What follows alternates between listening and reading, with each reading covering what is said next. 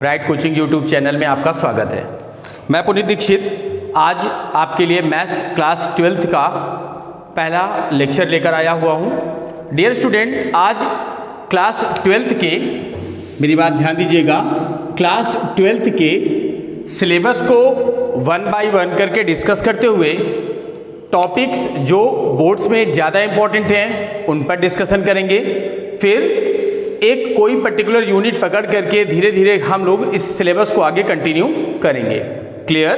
तो जरा ध्यान देकर काम करिए। आज हम बात कर रहे हैं क्लास 12th के सिलेबस की। देखिए बेटा, मैथमेटिक्स का जो सिलेबस है या मैथमेटिक्स का जो पेपर है वो 100 मार्क्स का होना है आपके बोर्ड एग्जामिनेशन में। क्लियर? अब 100 मार्क्स के क्लासिफिकेशन को या बोर्ड ने या एनसीईआरटी ने, ये बेटा हम बात कर रहे हैं एनसीईआरटी के थ्रू, एनसीईआरटी के थ्रू। क्लियर? इस पूरे सिलेबस को बोर्ड ने 6 यूनिट में डिसाइड किया है। Unit number 1, unit number 2, unit number 3, unit number 4, unit number 5 और यूनिट नंबर 6। क्लियर? यानी total syllabus will be divided in 6 units. Unit number 1, unit number 2, 3, 4, 5 and 6। Unit number 1, 2, 3, जिस unit पर मैंने डिडार्क किया हुआ है, ये यूनिट बोर्ड की सबसे बड़ी यूनिट है जो 44 मार्क्स की आती है, 44 मार्क्स की। यूनिट नंबर 3, यूनिट नंबर 4, ये बोर्ड में 16 मार्क्स की पूछी जाती है। यूनिट नंबर 5 केवल 6 मार्क्स की पूछी जाती है। यूनिट नंबर 6 10 मार्क्स की पूछी जाती है। अब जरा ध्यान देकर काम करेंगे। यूनिट नंबर हमारा 2 भी अप्रॉक्स 10 मार्क्स का आता है और यूनिट नंबर ये 14 मार्क्स का आता है। देखिए जरा जोड़िए, कितना हुआ? 44 16 कितना हुआ? 60 70 76 76 4 80 90 एंड 100। क्लियर? कहने का मतलब मेरे हुआ कि मैंने ये पहले मार्क ऊपर क्यों लिख दिए हैं, कौन सी यूनिट कितनी प्रेफरेंस में है, कौन सा सिलेबस कितना, यानी कौन सी यूनिट में कौन सा सिलेबस कितना फोकस करना है बोर्ड के अकॉर्डिंग, ये ध्यान देना है हमें। ठीक है? अब देखिए यूनिट नंबर 1 में कौन कौन से टॉपिक को इंट्रोड्यूस किया गया है, इस बात पर चर्चा करें। बेटा यूनिट नंबर 1 में पहला टॉपिक रखा गया है रिलेशन एंड फंक्शन। ये पहला टॉपिक है। यूनिट नंबर 1 का ही दूसरा टॉपिक है ITF, जिसको बोलते हैं इनवर्स ट्रिग्नोमेट्रिकल फंक्शन। और बेटा यूनिट नंबर 1 का ही तीसरा टॉपिक है बाइनरी ऑपरेशन। इस पर बात चल रही है कि ये रखा जाएगा या बाहर किया जाएगा, अभी डिक्लेयर नहीं है, बोर्ड ने डिक्लेयर नहीं किया है। लेकिन एक चीज मैं आपको बता दूं कि सीबीएसई बोर्ड ने इसको अपने सिलेबस से बाहर कर दिया है। अभी यूपी में चर्चा चल रही है, यूपी की बात अभी डिस्कस नहीं है। जब तक आपको नया सिलेबस प्रोवाइड ना हो जाए तब तक हम इसको इंट्रोड्यूस करके ही मानेंगे या समझेंगे कि हमारे सिलेबस में है। फिर आती है यूनिट नंबर 2 की बारी। यूनिट नंबर 2 पहला टॉपिक है इसमें मैट्रिक्स और दूसरा टॉपिक है इसमें डिटरमिनेंट्स। ठीक है? हिंदी में देखिए रिलेशन एंड फंक्शन को बोलते हैं संबंध तथा फलन। ITF इनवर्स ट्रिग्नोमेट्रिकल फंक्शन, प्रतिलोम वृत्तीय फलन, बाइनरी ऑपरेशन, द्विआधारी संक्रिया। यहां पर देखेंगे मैट्रिक्स आव्यूह बोलते हैं और डिटरमिनेंट्स को सारणिक बोलते हैं। सबसे बड़ी यूनिट जिसको हमें इंट्रोड्यूस करना है, सबसे बड़ी यूनिट में सबसे नंबर 1 पर पढ़ते हैं हम लोग कंटिन्यूटी प्लस डिफरेंशियबिलिटी। ध्यान देकर काम करिएगा। इसको बोलते हैं सतता तथा अवकलनीयता। फिर हम पढ़ते हैं डिफरेंशिएशन यानी हम कहेंगे अवकलन। फिर उसके बाद आएगा application of differentiation apps of differentiation, अवकलन के अनुप्रयोग, फिर कहेंगे इंटीग्रेशन, इंटीग्रेशन यानी कहेंगे समाकलन, फिर आएगा एप्स ऑफ इंटीग्रेशन, इसको लिखेंगे यहां से एप्स ऑफ इंटीग्रेशन, इंटीग्रेशन, या फिर फाइनली लास्ट में बोलेंगे यहां से ये आ जाएगा हमारा डिफरेंशियल इक्वेशन, डिफरेंशियल इक्वेशन। ध्यान देकर काम करिए। यूनिट नंबर 3 में केवल इतने टॉपिक डाले गए हैं। कंटिन्यूटी और डिफरेंशियबिलिटी को हिंदी में बोलते हैं सात्यता तथा अवकलनीयता, डिफरेंशिएशन को अवकलन, एप्लीकेशन ऑफ डिफरेंशिएशन को बोलते हैं अवकलन के अनुप्रयोग। बेटा इसमें 5 अनुप्रयोगों की बात करी जाएगी आपसे। कितने अनुप्रयोगों की डिस्कस करेंगे हम लोग? 5 अनुप्रयोगों का डिस्कशन करेंगे, जिनमें से पहला होगा मैक्सिमा मिनिमा, दूसरा होगा टेंजेंट नॉर्मल, तीसरा होगा rate of change of quantity, चौथा होगा अप्रोक्सीमेशन बाय डिफरेंशिएशन और पांचवा होगा इंक्रीजिंग डिक्रीजिंग। ये 5 इसमें रखे जाएंगे। पहले बहुतायत रूप से बोर्ड में केवल 2 ही हुआ करते थे, 3 नए ऐड किए गए हैं। किसको किनको ऐड किया गया नया? अप्रोक्सीमेशन को, rate of change of quantity को और आपका इंक्रीजिंग डिक्रीजिंग को। क्लियर? इंक्रीजिंग डिक्रीजिंग को। अब आता है इंटीग्रेशन। इंटीग्रेशन वही रहेगा, पूरा है। एप्लीकेशन ऑफ इंटीग्रेशन पहले 4 होते थे, मतलब इसमें 3 नए जोड़े गए हैं और एप्लीकेशन ऑफ इंटीग्रेशन में 4 हुआ करते थे। एरिया, वॉल्यूम, सरफेस और फ्रस्टम, मतलब क्षेत्रफल, आयतन, पृष्ठ और छिन्नक, जिनमें से 3 को हटा करके अब केवल एरिया रख दिया गया है। यानी 3 यहां से हटाया है तो 3 यहां पर उसने जोड़ दिया है इक्विलिब्रियम करने के लिए। और डिफरेंशियल इक्वेशन 4 यानी हमको 3 तरीके का पैटर्न पढ़ना है डिफरेंशियल इक्वेशन में, जो बहुत ही इंपॉर्टेंट है। बोर्ड में 8 या 9 नंबर का डिफरेंशियल इक्वेशन अकेले आता है। क्लियर? चलिए यूनिट नंबर 4 की बात करते हैं। It's a very important unit, जिसको हम लोग बोलेंगे vector analysis. Vector analysis plus 3D vector. 3D vector. Vector analysis में जनरली जो हम लोगों ने फिजिक्स में पढ़ा हुआ है, वेक्टर का सेगमेंट वो देखेंगे, मतलब A dot B, A cross B, और वेक्टर्स के कुछ ऑपरेशंस देखेंगे। 3D वेक्टर में प्लेन और स्ट्रेट लाइन को हमें देखना है, जिसको हम 3D ज्योमेट्री के नाम से भी जानते हैं। तो ये पूरा पोर्शन हमको पढ़ना है यूनिट नंबर 4 में।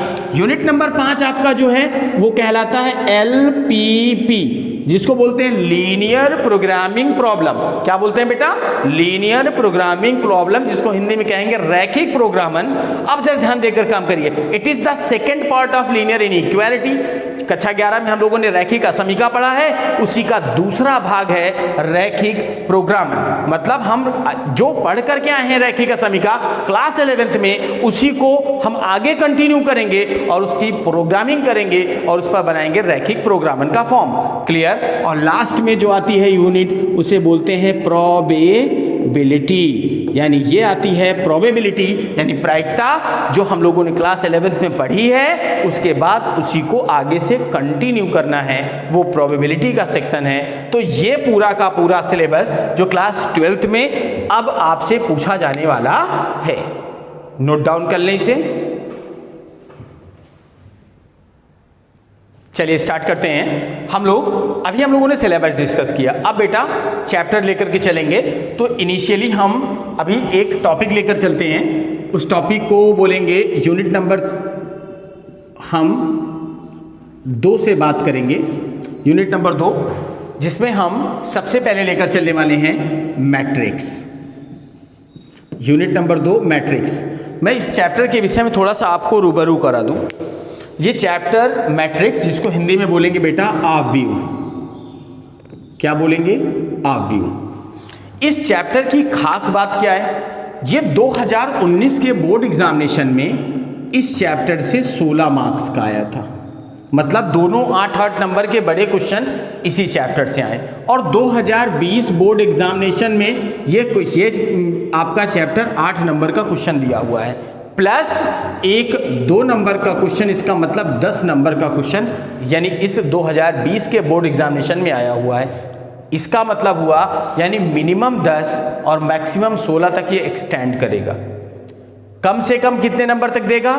10, अधिक से अधिक 16, और इसका 8 नंबर का एक न्यूमेरिकल, इसमें 8-8 के दोनों आए थे, देखिए 8-8 के दोनों आए थे, इसका मतलब एक 8 नंबर का न्यूमेरिकल इसमें तो हर साल आना है। आप अनसॉल्व पेपर उठा के देखिए कि वो 8 नंबर का न्यूमेरिकल आपको मिलेगा। अभी मैं फ्लो चार्ट बनवाऊंगा, उस फ्लो चार्ट में कहां से आता है 8 नंबर का न्यूमेरिकल, वो मैं उस पर टिक कराऊंगा आपको। वो 100% न्यूमेरिकल आने वाला है बोर्ड में हर साल। वो 2019-20 नहीं, 18-17 हर साल वो 8 मार्क्स का आता रहा है, जैसे ही उस एनसीईआरटी ने अपना सिलेबस चेंज किया है। तो चलिए पहले हम मैट्रिक्स पर चर्चा करें, मैट्रिक्स के पूरे चैप्टर पर चर्चा करें कि हमें कैसे सिस्टमैटिक वे पे पढ़ना है। तो सबसे पहले डाल दीजिए फ्लो डायग्राम। फ्लो डायग्राम किसका फ्लो डायग्राम? इस व्यू का फ्लो डायग्राम, कि हमें पढ़ना कैसे कैसे है। Clear student? तो सबसे पहले हम देखेंगे कि हमें इस चैप्टर को कैसे, यानी रणनीति तैयार करनी है कि हमें पढ़ना कैसे है। तो सबसे पहले हम पढ़ेंगे कि मैट्रिक्स होता क्या है, फिर उसके बाद हम पढ़ेंगे कि मैट्रिक्स को कैसे रिप्रेजेंट करते हैं। तो रिप्रेजेंटेशन ऑफ मैट्रिक्स, ठीक है, एक एक का भी हिंदी वर्जन भी लिखेंगे। रिप्रेजेंटेशन के बाद हमें पढ़ना है कि how many components are used in matrix, components of matrix. Clear student? उसके बाद आएगा order of matrix, order of matrix, फिर आ जाएगा यहां से formulation of matrix, formulation of matrix, फिर आ जाएगा हमारा फॉर्मुलेशन के बाद यहां से आ जाएगा हमारा types of matrix. Types of, या टाइप्स से पहले हम डिस्कस कर लें, यहां पर कर लेते हैं यहां से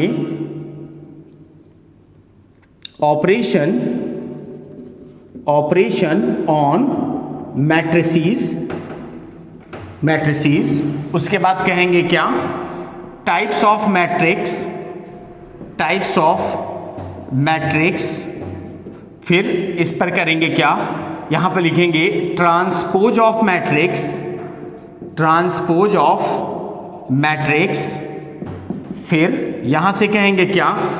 कोफैक्टर्स एंड माइनर्स, और फिर आएगा हमारा यहां से डालेंगे एडजॉइंट मैट्रिक्स, एडजॉइंट मैट्रिक्स, फिर डालेंगे इनवर्स मैट्रिक्स, इनवर्स मैट्रिक्स, फिर आएगा solution of linear equation with matrix method. उसके बाद फाइनली ये आ जाएगा आपका, और लास्ट में आएगा एलिमेंट्री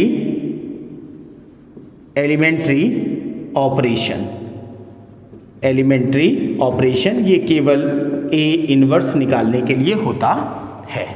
तो these are the topic which are covered in the topic matrix. अब मैं इनका हिंदी वर्जन लिख दूं। इसको बोलते हैं आव्यूह, इसको बोलते हैं आव्यूह का निरूपण, आव्यूह का निरूपण। मेरी बात ध्यान दीजिएगा, मैं दोनों वर्जन इसके लिख देता हूं। आव्यूह के अवयव, आव्यूह के अवयव, ध्यान दीजिएगा, ये हो जाएगा। यहां से आएगा आव्यूह की कोटि, आव्यूह की कोटि, फिर यहां से आएगा आव्यूह का निर्माण, आव्यूह का निर्माण। यहां से आ जाएगा आपका आव्यूह पर संक्रियाएं, आव्यूह पर संक्रियाएं। यहां पर आ जाएगा आव्यूह के प्रकार, आव्यूह के प्रकार, आव्यूह के प्रकार। यहां से आ जाएगा परिवर्त आव्यूह, परिवर्त आव्यूह, आव्यूह। यहां पर आ जाएगा सहगुणनखंड तथा उपसारणिक, उपसारणिक। यहां पर आ जाएगा सहखंडज आव्यूह, आव्यूह।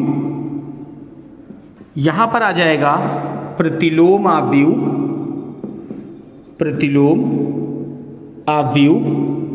यहां पर आ जाएगा, देखिए सॉल्यूशन ऑफ लीनियर इक्वेशन, यही है सबसे इंपॉर्टेंट जो 8 नंबर का हर साल बोर्ड में आता है। 8 नंबर का यही ऐसा टॉपिक है जो हर साल बोर्ड में आता है, जिसमें हम देखेंगे क्या कि रेखीय समीकरणों का आव्यूह विधि द्वारा हल।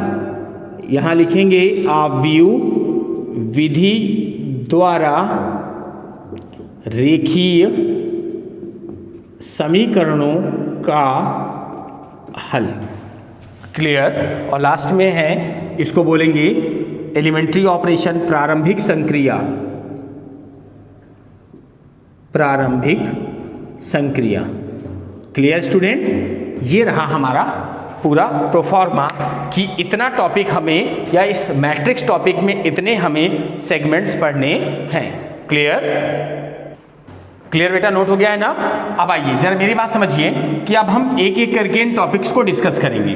तो सबसे पहले हम मैट्रिक्स की बात करेंगे, मैट्रिक्स डिस्कस करेंगे। मैट्रिक्स के बाद हम एक एक करके पूरे टॉपिक्स को डिस्कस करेंगे। क्लियर।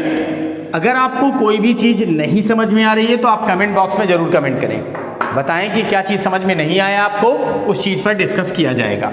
तो चलिए सबसे पहले बात करते हैं हम मैट्रिक्स की। आव्यूह होता क्या है? सबसे पहले हम आव्यूह पर चर्चा करें तो बेटा आव्यूह मैं 19वीं शताब्दी की बात कर रहा हूँ। कौन सी शताब्दी की? 19वीं शताब्दी की। वर्ष था 1850 ईस्वी। कौन सा वर्ष था? 1850 ईस्वी में एक गणितज्ञ थे, नाम था जे सिल्वेस्टर। नाम था उनका जे सिल्वेस्टर। ध्यान देकर काम करिएगा। 19वीं शताब्दी थी, वर्ष था 1850, गणितज्ञ का नाम था जे सिल्वेस्टर। इस गणितज्ञ ने सबसे पहले शब्द आव्यूह की खोज की थी। आव्यूह शब्द की खोज सबसे पहले किसने की थी? जे सिल्वेस्टर नामक गणितज्ञ ने। वो भी कब? 1850 ईस्वी में, मतलब सेंचुरी कौन सी थी? 19वीं। परंतु केवल आव्यूह शब्द के खोज से काम तो चलना नहीं था। 1858 ईस्वी में, मतलब देखिए सेंचुरी वही है, कौन सी? 19वीं। ईयर कौन सा हो गया? 1858। आर्थर कैले नामक गणितज्ञ ने इस आव्यूह का संपूर्ण विकास किया। इस आव्यूह शब्द का विकास किया किसने? यानी विकास किसने किया है? अगर विकास किया है तो किसने किया है? आर्थर कैले ने। और पूरा संपूर्ण विकास करने के बाद उन्होंने एक डेफिनेशन जनरेट करी। अब आपसे कोई पूछे कि आव्यूह शब्द की खोज तो 1850 ईस्वी में जे सिल्वेस्टर ने की, 1858 ईस्वी में आर्थर कैले नामक गणितज्ञ ने इसका संपूर्ण विकास किया और बताया कि आव्यूह एक आयतीय व्यवस्था, आव्यूह एक आयतीय व्यवस्था होती है जो पंक्तियों तथा स्तंभों की सहायता से प्राप्त की जाती है। मेरी बात ध्यान दीजिएगा। उन्होंने बताया क्या? ये डेफिनेशन किसने दी थी? आर्थर कैले ने। कब? 1858 ईस्वी में। और बताया कि आव्यूह एक आयतीय व्यवस्था होती है जो पंक्तियों तथा स्तंभों की सहायता से प्राप्त की जाती है। अब जरा सोचो, उन्होंने एक वर्ड यूज किया, आयत। अब जरा दिमाग लगाओ, आयत में लंबाई और चौड़ाई अलग अलग होती हैं। अगर एक चतुर्भुजीय आकृति जिसकी लंबाई और चौड़ाई समान हो जाए उसे वर्ग कहते हैं, और अगर लंबाई और चौड़ाई समान ना हो तो उसे आयत कहेंगे। अब मेरी बात समझो जरा, यहां पर आयत में 2 डायमेंशन होते हैं, लंबाई और चौड़ाई। यहां पर भी 2 डायमेंशन है, पंक्ति और स्तंभ। पंक्ति को अंग्रेजी में रो बोलते हैं और स्तंभ को कॉलम बोलते हैं। क्लियर? तो आपने कहा अगर आयतीय व्यवस्था है तब इसके लिए क्या बन जाएगा? यानी की जाती है। अतः आव्यूह में, अतः आव्यूह में यहां पर लिख देंगे रोज कर दीजिए, rows does not equal to columns. मेरी बात ध्यान देकर काम करेंगे। पंक्तियां किसके बराबर नहीं होती हैं? स्तंभ के बराबर नहीं होती। लेकिन ये बेटा नेसेसरी कंडीशन नहीं है। दो चीजें पढ़नी होंगी, एक शर्त होती है, एक आवश्यक शर्त होती है। आवश्यक शर्त में क्या होता है, फिर आप कुछ बदल नहीं सकते हैं।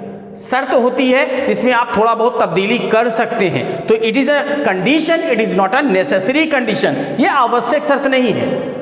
रोज does not equal to column, ठीक है। यहां पर पंक्तियां स्तंभों के बराबर नहीं होंगी। क्यों? क्योंकि आयतीय व्यवस्था है। और एक चीज दिमाग में रखिए, आयत से हम वर्ग का जनरेशन कर सकते हैं। इसका मतलब इस आयतीय व्यवस्था से एक व्यवस्था ऐसी निकल सकती है जिसमें पंक्तियां स्तंभों के बराबर भी हो सकती है। तो उस दशा में उस आव्यूह का कोई ना कोई नाम हम ऐसा देंगे जो इस पूरी की पूरी कंडीशंस को भी सेटिस्फाई करेगा और बराबर होने की दशा को भी संतुष्ट करेगा। क्लियर? तो पहले हम इतना समझे अभी कि आव्यूह एक आयतीय व्यवस्था होती है जो पंक्तियों और स्तंभों से प्राप्त की जाती है। इसके अंतर्गत पंक्तियां स्तंभों के बराबर नहीं होती हैं।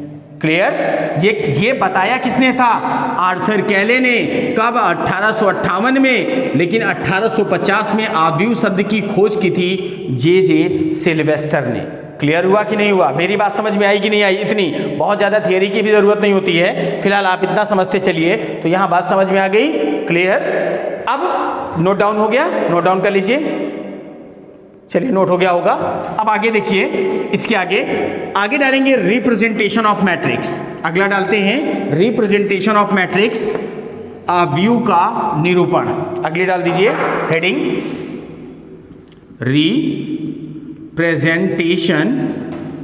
रिप्रेजेंटेशन ऑफ मैट्रिक्स, आव्यूह का निरूपण। ओके, आव्यूह का निरूपण। क्लियर? लिखेंगे आव्यूह को अंग्रेजी वर्णमाला के बड़े अक्षरों द्वारा प्रदर्शित किया जाता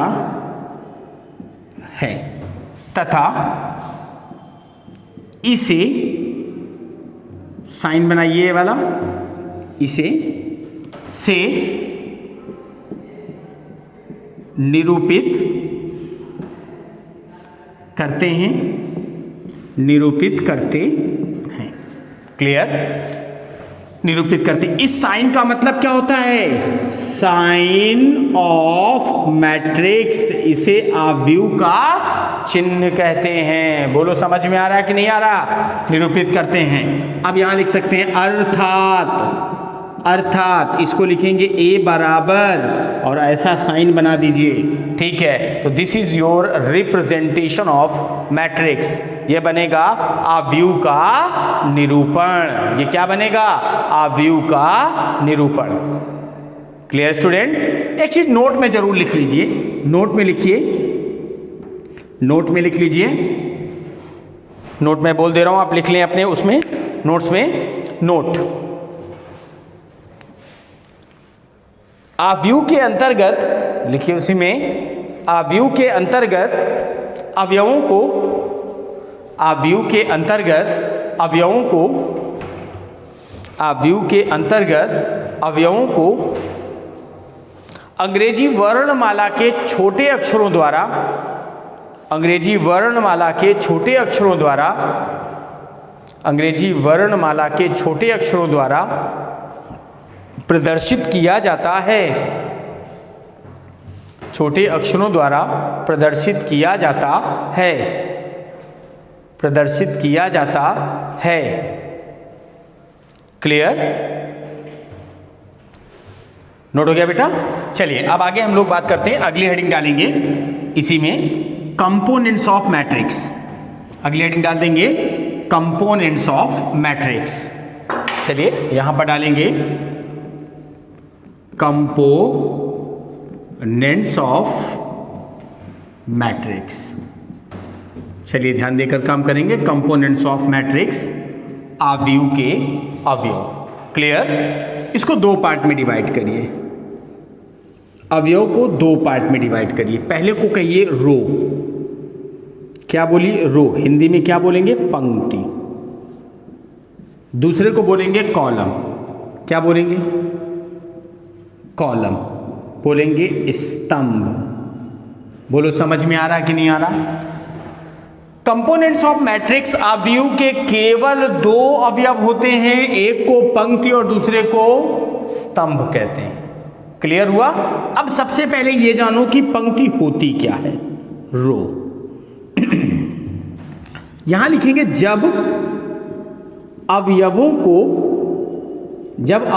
को क्षैतिज रूप में व्यवस्थित, अवयवों को क्षैतिज रूप में व्यवस्थित किया जाता है तो अवयवों की यह व्यवस्था पंक्ति कहलाती है। क्लियर हुआ कि नहीं बेटा? यानी when all the elements are arrange in horizontal way. कुछ बच्चे ऐसे होते हैं जो यूपी बोर्ड इंग्लिश मीडियम के बैठे होते हैं, ठीक है, उनका ये रहता है कि सर इंग्लिश में बता दिया करिए। तो बेटा आप नो डाउट आप हर चीज की डेफिनेशन इंग्लिश में भी जानिए, पूरी चीज समझिए। क्या कहेंगे? When all the elements are arrange in horizontal way then such arrangement of elements is called as row. Clear? It is denoted by R. इसे आर से प्रदर्शित करते हैं। ओके, इसे किससे प्रदर्शित करते हैं? आर से। जैसे अब मान लो जैसे ए बराबर ये हो गया, ये हो गया। बेटा थोड़ी सी मेरी बात एक एग्जांपल के रूप में समझो। मान लीजिए क्लास 12 है, कक्षा 12 है, आप 12 के स्टूडेंट हो। एक चीज आप लोगों ने वॉच किया होगा कि आपके कॉलेज में 12 के कई सेक्शन होते हैं। अगर मान लो हमारे पास कम बच्चे हैं तो हम 12 का क्या कहेंगे? एक ही हमारे पास 12 के लिए हमारे पास केवल 50 बच्चे हैं तो हमने क्लास 12 बना दिया। अगर हमारे पास 400 बच्चे होते तो हम 100 के कितने 4 सेक्शन बनाते, तो क्या बोलते? 12 M1, 12 M2, 12 M3, 12 M4। बोलो होता कि नहीं होता? यानी जब हमारे पास ज्यादा होगा तो हम सेक्शन बनाते हैं, और जब हमारे पास 50 बच्चे होते हैं तो क्या हम उसको सेक्शन में डिवाइड करते हैं? बिल्कुल नहीं, उसे कहते हैं 12th। वैसे ही अगर हमारे पास एक पंक्ति है तो इसको क्या लिखेंगे? R। लेकिन अगर एक से ज्यादा है तो क्या लिखेंगे? R1, R2, R3। बोलो समझ में आया कि नहीं? अगर केवल एक पंक्ति है तो उसे किससे निरूपित करेंगे? आर से। लेकिन अगर एक से ज्यादा है तो R1, R2, R3 से निरूपित करेंगे। बात समझ पा रहे हैं कि नहीं पा रहे हैं? ठीक। अब आइए, ये तो हुआ रो, पंक्ति का कंसेप्ट हुआ। क्लियर? अगला जानिए कॉलम। नोट हो गया है सबका? हाँ चलिए अब अगली हेडिंग डाल दीजिए कॉलम। अगली हेडिंग डालेंगे कॉलम।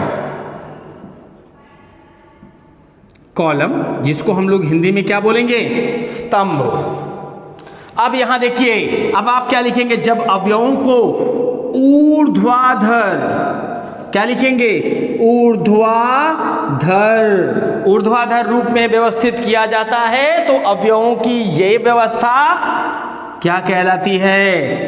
स्तंभ कहलाती है। अब बताओ, अगर पंक्ति को आर से तो स्तंभ को सी से निरूपित करते हैं। बोलो समझ में आया कि नहीं आया?